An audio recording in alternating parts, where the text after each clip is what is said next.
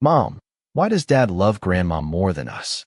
My daughter Lily asked that question on a rainy Thursday evening, and for a moment, the entire world seemed to stop moving. I was standing at the kitchen counter slicing apples for her after-school snack while raindrops tapped softly against the window above the sink. The question was so simple, so innocent, and yet it landed harder than anything anyone had said to me in years. I turned around and looked at my 9-year-old daughter sitting at the table with her backpack still hanging from the back of her chair. Her blue eyes were fixed on me, waiting for an answer I didn't have. "Why would you ask that, sweetheart?" I said gently. Lily shrugged and stared down at her hands. "Because every time Grandma wants something, Dad does it. And every time you want something, he says maybe later." I felt my throat tighten. Children notice more than adults realize. For years, I had convinced myself that things weren't as bad as they seemed. I told myself Ethan was just trying to be a good son. I told myself family was complicated. I told myself marriage required patience. But hearing those words from Lily made all my excuses suddenly sound hollow. Earlier that same afternoon, Ethan had canceled plans with us again. We were supposed to attend Lily's school art showcase together. She had spent weeks working on a watercolor painting of a lake at sunset. She had been excited all day. Then Margaret called. Her television remote wasn't working properly. Within minutes, Ethan changed his plans. "Mom needs me," he said as he grabbed his keys. "The showcase will still be there when I get back." He never came back in time. Lily stood beside her painting surrounded by other families while I smiled for photographs and pretended not to notice the empty space beside us. It wasn't the first time. It wasn't even the 10th. Somehow Margaret's needs always came first.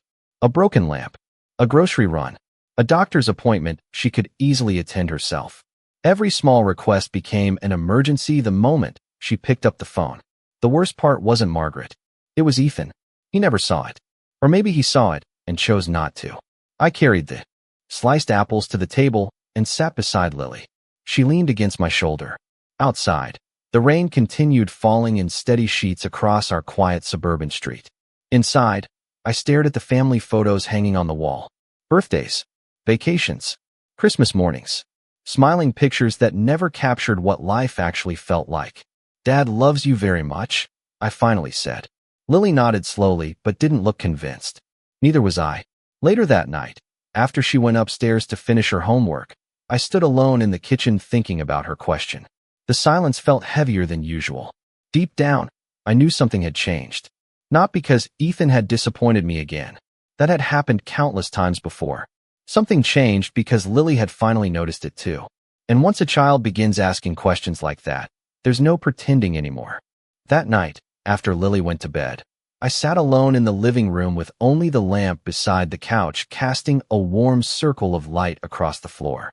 The house was quiet except for the hum of the refrigerator and the occasional sound of rainwater dripping from the gutters outside.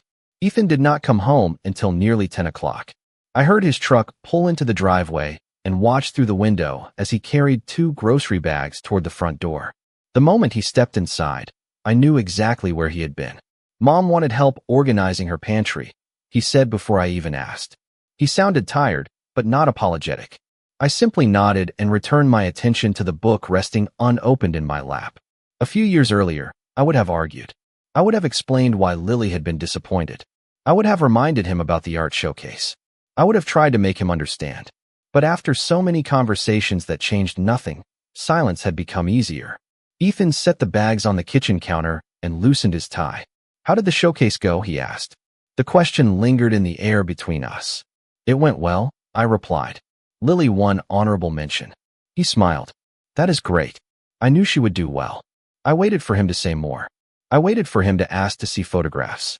I waited for him to show even the smallest sign of regret for missing it. Instead, he opened the refrigerator and began looking for something to eat. The disappointment settled over me like a familiar blanket. Not sharp anymore, just heavy. The next morning, life continued as usual. I packed Lily's lunch before school. Ethan left for work. The sky cleared and sunlight filled the kitchen windows. From the outside, we looked like any ordinary family.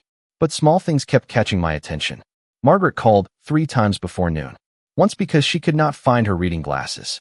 Once because she wanted advice about a coupon at the grocery store. Once because she was unsure whether a package had been delivered. Each time Ethan answered immediately. Each time his voice softened. Each time he stopped whatever he was doing for her. Later that afternoon, I found an old photo album while cleaning a hallway closet. I sat at the dining room table turning pages filled with memories from the early years of our marriage.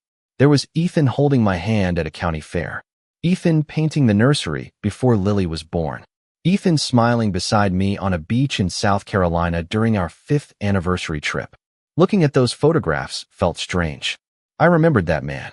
I remembered believing that we were building a life together. Somewhere along the way, things had changed so gradually that I almost missed it. Margaret had not taken over our marriage in a single day. It happened one small decision at a time. One canceled plan. One interrupted holiday. One sacrifice after another. As the afternoon sun stretched across the table, I realized something unsettling. I could remember exactly when Ethan had started choosing his mother first, but I could not remember the last time he had chosen us. The following Saturday gave me another reminder of how deeply Margaret's presence had woven itself into every corner of our lives. Lily had a soccer game at 9 in the morning on a field about 15 minutes from our house. She had spent the entire week practicing in the backyard, determined to score her first goal of the season. When we arrived, the parking lot was already crowded with families carrying folding chairs and insulated coffee cups. Lily spotted her teammates and ran toward them with a smile. Ethan had promised he would meet us there after helping Margaret with a few things around her house. "I will be there before kickoff," he had said the night before. I wanted to believe him. For the first half of the game, Lily kept glancing toward the sidelines. Every time a truck pulled into the lot, her face brightened for a second before falling again. I sat in my folding chair pretending not to notice. The autumn air was cool, and a steady breeze carried the scent of freshly cut grass across the field. Parents cheered from the sidelines. Cameras flashed. Children laughed. Life moved forward around us. Ethan never arrived. Near the end of the second half, Lily intercepted the ball near midfield and dribbled all the way toward the goal. I stood up without realizing it. The entire field seemed to hold its breath. Then she kicked. The ball rolled cleanly into the net. Her first goal. Her teammates surrounded her. The crowd erupted in applause. Tears filled my eyes as I clapped harder than anyone. It was a moment she would remember for years. A moment her father missed. On the drive home, Lily sat quietly in the back seat, staring out the window. Her trophy rested beside her. Finally, she spoke. "Grandma needed Dad again?" I tightened my grip on the steering wheel. "I think so." She nodded as if she had expected the answer. That hurt more than anything. Children should not become accustomed to disappointment. When we pulled into the driveway, Ethan's truck was already there. He was standing outside talking on his phone. The moment he saw us, he waved and smiled. "How did it go?" he asked after ending the call. Lily held up her trophy. "I scored." For a brief second, surprise crossed his face. "That is amazing, sweetheart." She smiled politely, but something had changed. The excitement that should have filled her voice was missing. She walked inside carrying her trophy without another word. Ethan looked at me. "What is wrong with her?" he asked. I stared at him, searching for the right response. There were hundreds of answers. Years of answers. Instead, I simply said, "She wanted you there." His expression tightened slightly. Mom needed help with her water heater. It was important. I looked toward the front door where Lily had disappeared inside. Then I looked back at my husband. For the first time, I wondered whether he truly understood what these choices were costing him. And for the first time, I was not sure he ever would. Over the next few weeks, I found myself paying closer attention to things I had once ignored. It was not because anything dramatic happened. In fact, the pattern was almost invisible unless you were looking for it. Margaret seemed to exist at the center of every decision our family made. One Sunday afternoon, Ethan announced that we would be spending Thanksgiving at her house again. He said it casually while scrolling through emails at the kitchen table. I looked up from the grocery list I had been working on. "I thought we were hosting this year," I said. Months earlier, Lily and I had already talked about decorations. She wanted to make handmade place cards and bake pumpkin cookies for the guests. Ethan barely glanced at me. Mom already invited everyone. The conversation ended there. No discussion. No compromise. No consideration. A few days later, Lily came home from school carrying a paper turkey covered in colorful feathers.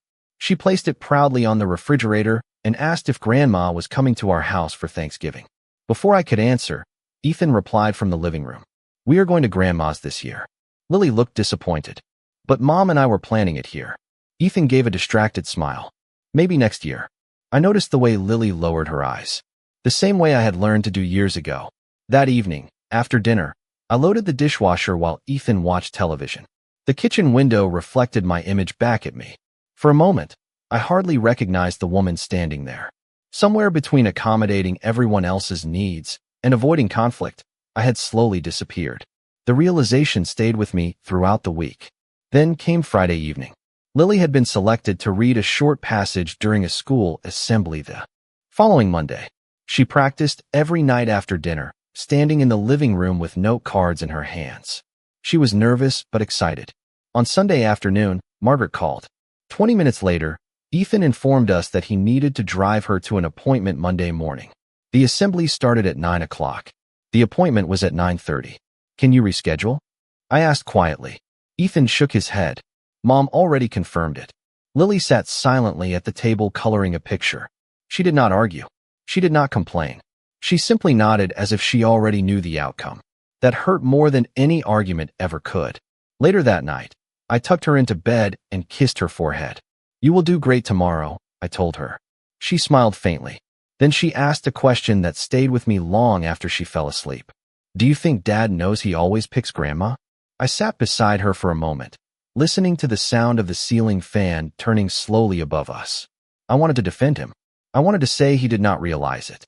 But for the first time, I was not sure that was true. And as I walked back to my bedroom, I found myself wondering something even more troubling.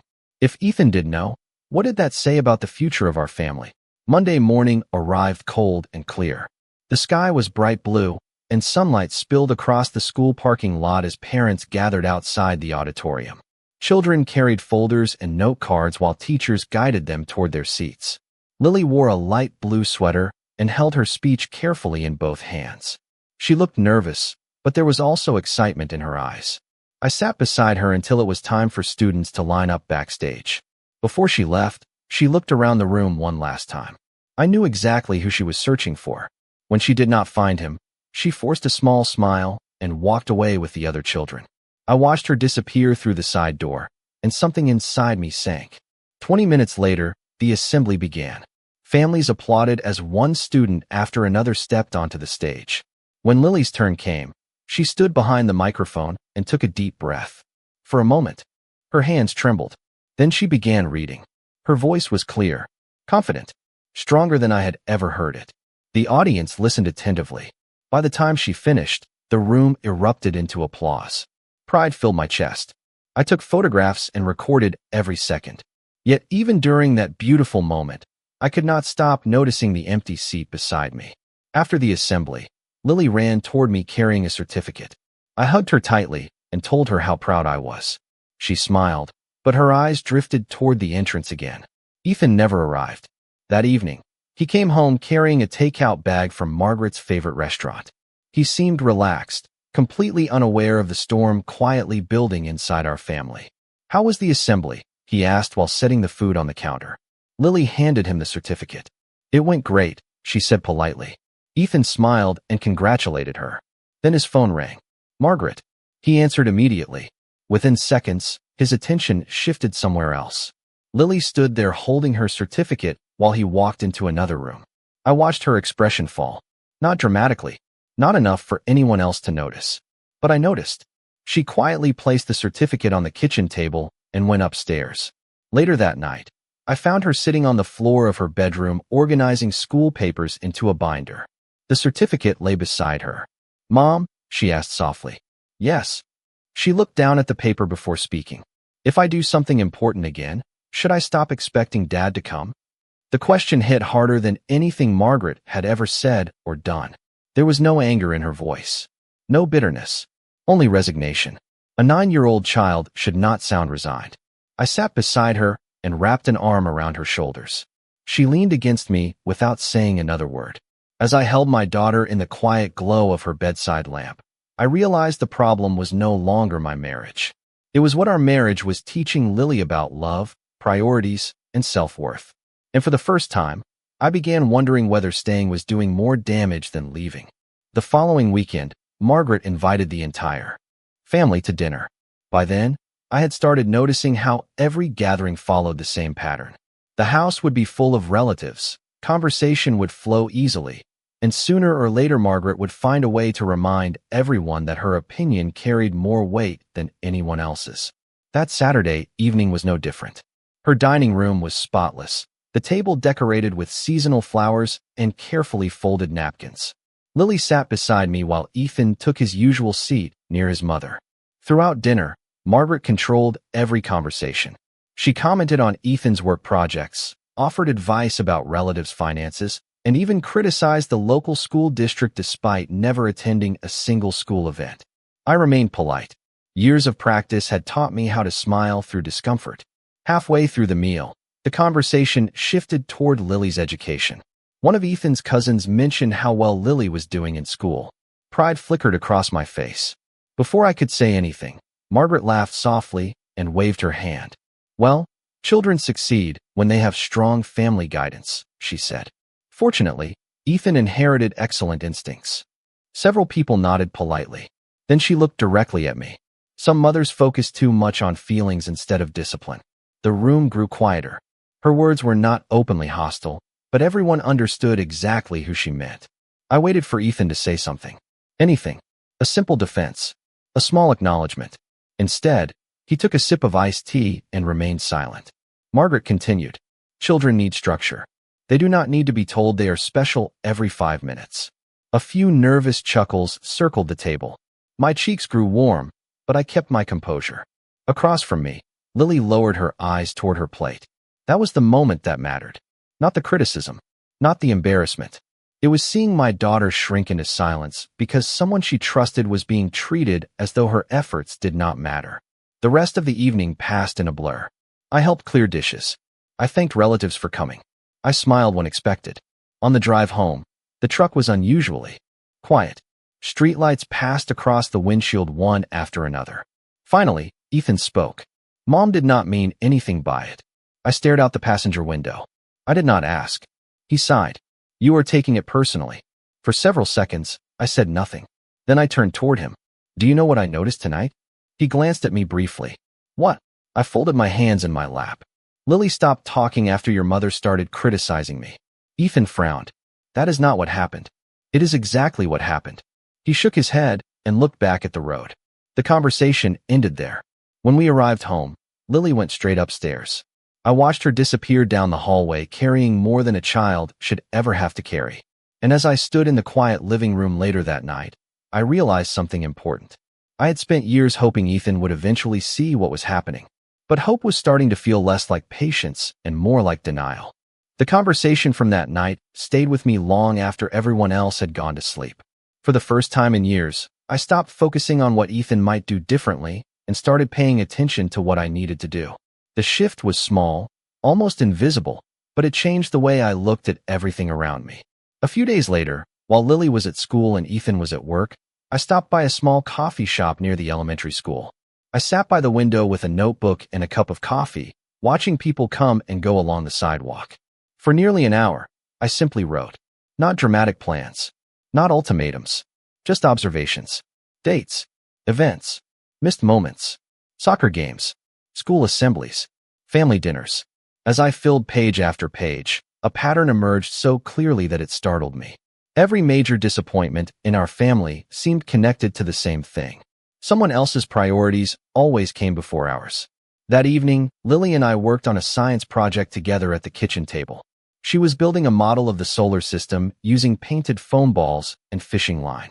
For the first time in weeks, she seemed relaxed. We laughed when one of the planets rolled across the floor and disappeared under the refrigerator. For a little while, the house felt peaceful. Then Ethan walked through the front door. Before he even set down his briefcase, his phone rang. Margaret. I saw the caller identification light up the screen. Ethan answered immediately. His expression changed. A few moments later, he grabbed his keys again. Mom needs help moving some boxes in her garage, he said. Lily lowered her paintbrush. Right now, she asked. Ethan hesitated. It will not take long. She nodded without looking at him. Okay. He left 10 minutes later. The front door closed. The house fell quiet. Lily continued painting for a few minutes before finally setting her brush down. "Mom," she said softly. "Yes." She stared at the half-finished project. "I think I already know what Dad is going to choose before he chooses it." The sadness in her voice was calm now. Mature. Far too mature for a 9-year-old child. I felt my chest tighten. Children should be surprised by kindness, not disappointment. That night, after Lily went to bed, I sat alone in the backyard. The air was cool, and the porch light cast long shadows across the grass. Somewhere in the distance, a dog barked. A neighbor's television flickered through an open window. Everything looked normal. But inside, something had settled into place. For years, I had waited for circumstances to improve. I had waited for Margaret to change. I had waited for Ethan to notice. I had waited for the next conversation to finally make a difference. Sitting there beneath the darkening sky, I realized that waiting had become its own kind of decision. And for the first time, I quietly asked myself a question I had avoided for years. If nothing ever changed, was this really the life I wanted Lily to believe she deserved? The decision did not happen in a single dramatic moment. It arrived quietly over the following 2 weeks, growing stronger each time I watched Lily lower her expectations to protect herself from disappointment. I stopped arguing with Ethan. I stopped trying to explain what should have been obvious. Instead, I focused on practical things. During my lunch breaks, I researched apartment rentals near Lily's school. I reviewed my finances. I gathered important documents and placed them in a folder at the back of my closet. No one noticed. Life continued exactly as it always had. One Thursday evening, Ethan informed us that Margaret wanted him to spend the weekend helping reorganize her basement. Lily had a school fair that Saturday. She would be presenting a project she had spent nearly a month preparing. Ethan promised he would try to attend both. The moment he said it, Lily looked down at her plate. She already knew what would happen. Saturday arrived bright and sunny. The school grounds were filled with families carrying lemonade, balloons, and folding chairs. Children proudly displayed their projects beneath colorful banners. Lily stood beside her presentation wearing a yellow cardigan and the hopeful smile she still tried to hold on to. We waited. Every time someone entered the gymnasium, her eyes moved toward the door. By noon, the fair was nearly over. Ethan never came. At one point, I saw Lily glance toward another student whose father was taking photographs and cheering loudly. She quickly looked away. My heart broke in a way I could no longer ignore. That evening, after we returned home, Ethan called to say he would be staying at Margaret's house for dinner because they were not finished with the basement. I listened quietly and told him to enjoy his evening. Then I sat at the kitchen table with a blank sheet of paper in front of me. The words came slowly at first. I did not write out of anger. I did not list old arguments or assign blame. I simply told the truth. I wrote that I loved him once with all my heart. I wrote that I had spent years hoping our family would become a priority. I wrote that Lily deserved to grow up believing her voice mattered. Most importantly, I wrote that staying had become harder than leaving. When I finished, I folded the letter carefully and placed it in an envelope. The next morning, while the neighborhood was still quiet, I loaded a few suitcases into my car. Lily stood beside me holding her backpack. She looked nervous but calm. "Are we doing the right thing?" she asked. I knelt beside her and brushed a strand of hair away from her face. "We are choosing a healthier future," I said softly. She nodded. As we pulled away from the house, sunlight stretched across the empty street. I glanced once in the rearview mirror at the home where I had spent so many years waiting for things to change. Then I turned my eyes forward. For the first time in a very long time, that felt like the right direction. 3 months passed faster than I expected. Lily adjusted to our new apartment far more easily than I had feared. It was smaller than the house we left behind, but it felt lighter somehow. There were no tense dinners, no interrupted school events, no constant feeling that our lives revolved around someone else's demands.